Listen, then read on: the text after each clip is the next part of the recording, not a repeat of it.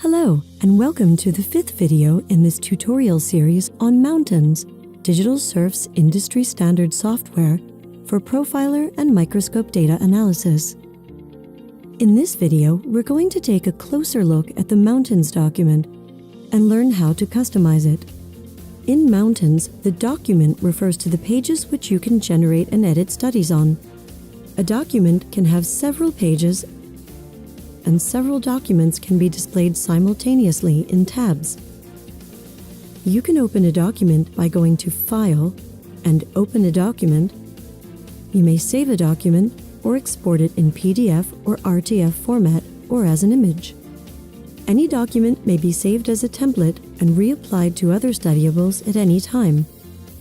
This is very useful for processing large batches of data. Simply save the document as an MNT file, then go to File, Apply a Template, then select the document and the studiables you'd like to use. Options for customizing the document can be found in the Edit tab at the top of the interface.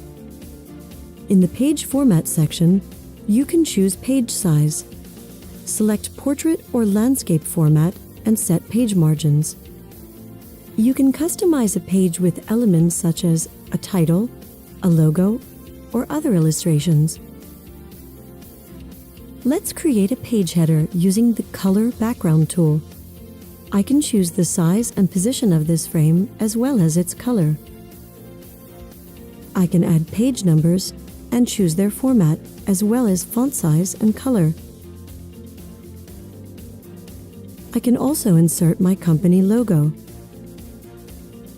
If these elements should appear on all pages of your document, switch to Page Background and add the desired elements.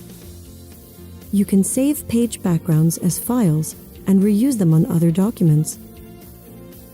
To come back to my document, I click on Close Page Background, and the background I created is applied to the other pages in my document. To load a pre-existing background, just click on Change in the Edit tab. You can also define a default background to be applied to any new document.